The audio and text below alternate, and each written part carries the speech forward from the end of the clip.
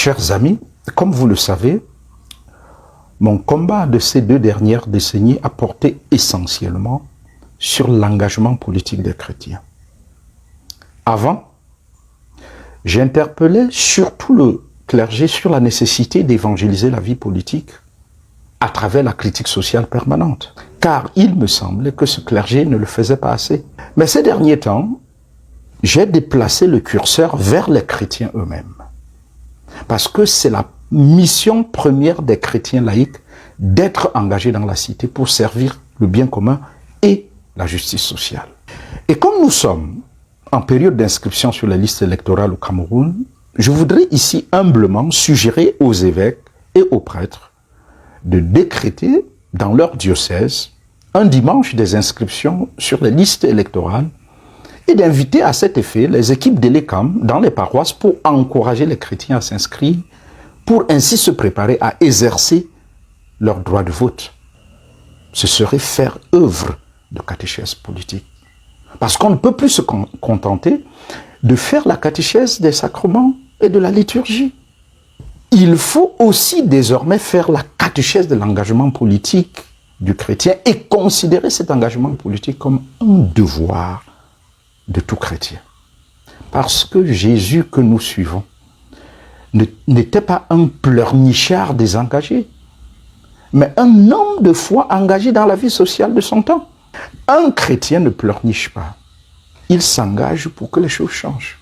Une piété qui ne débouche pas sur la citoyenneté active est douteuse.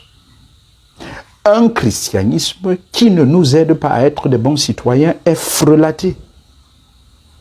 Ne soyons pas des chrétiens frelatés. Et autant, nous, membres du clergé, nous exigeons des chrétiens leur carte de déni de culte qui confirme qu'ils participent à la vie de l'Église, autant nous devons encourager désormais les chrétiens à avoir leur carte d'électeur qui confirme qu'ils participent à la vie politique. Un chrétien qui n'exerce pas son droit de vote n'est pas un chrétien engagé et n'a donc pas le droit de se plaindre que le pays va mal. Et les prêtres et les évêques doivent donner le bon exemple en s'inscrivant eux-mêmes. Car en devenant prêtre ou évêque, on ne cesse pas d'être citoyen. L'Église doit faire sa part pour que la justice sociale règne dans la cité. Merci beaucoup, Kamsi. Merci, vraiment. Merci beaucoup pour ces propos sages que tu tiens à l'endroit des chrétiens du monde entier, du moins pour ceux qui peuvent comprendre que le Cameroun est un tournant décisif et que nous tous, nous sommes responsables de la situation. Je me rappelle, il n'y a pas longtemps, dans un groupe chrétien, j'étais l'objet de bien discipline et ils m'ont tout simplement retiré du groupe en disant que je ne respecte pas l'autorité de Jésus-Christ. Parce que j'avais osé demander au berger d'inciter les chrétiens à agir sur la vie de la cité. C'est le Cameroun, c'est notre bien commun. Et lorsqu'elle va mal, nous avons les choix que nous faisons même inconsciemment. Choisir de jouer dans l'ordinatoire, faire comme si on ne voit pas ce qui se passe à côté. C'est choisir le Cameroun précieux.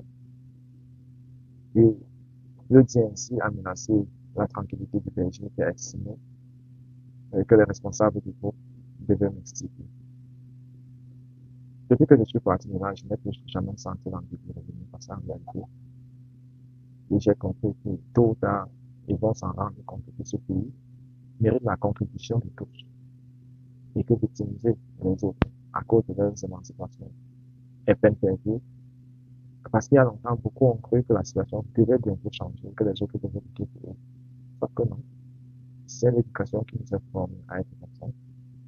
Et malheureusement, plus on attend, tous ceux qui profitent du chaos sont en l'aise. Certains ont cru qu'en allant hors du pays, ils devaient résoudre cette envie de voir les choses marcher chez eux.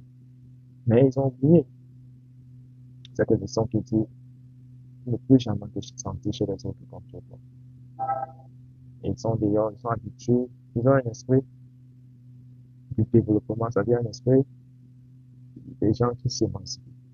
Qui s'émancipent vont dans un pays où c'est déjà développé, peut-être déjà émancipé. et vivre dans la cachette. C'est ce qui se passe. C'est ce qui se passe. Donc, le meilleur moment, la meilleure chose à faire, c'est d'aider son pays à redistribuer la richesse de telle en sorte que chaque fils de ce pays peut avoir quelque chose de économique, peut sortir de la famille. Ainsi, on pourrait tous œuvrer pour le décollage de notre pays. Mais si on continue dans la jungle, où chacun vit comme si c'était les dernières heures, il faudrait donc voler autant que possible, question de sauver ses arrières. Vous êtes convaincu que cela ne peut profiter qu'à ceux qui sont déjà au pouvoir. Et la force entre les pauvres et les riches devrait davantage se creuser. Le pire, c'est que les églises sont popularisées avec les gens, avec les nécessités. Si, en dépit de leur déficit intellectuel, ajoute à cela l'espoir d'un miracle divin, une combinaison dangereuse, une combinaison qui retarde l'Afrique, une combinaison que finalement, elle est plus atroce que les maladies chroniques. Voilà pourquoi 70% de la population camerounaise est jalouse, est née, parce qu'elle a du mal à voir le crédit, elle a du mal à voir le travail, elle a du mal à reconnaître qu'on ne peut pas utiliser sa prière pour empêcher Dieu de bénir ceux qui travaillent. Il y a longtemps, ils ont mis leur genoux pour prier que Dieu fait tomber ceux qui sont à la tête du pouvoir. Ça fait 41 ans qu'il prie.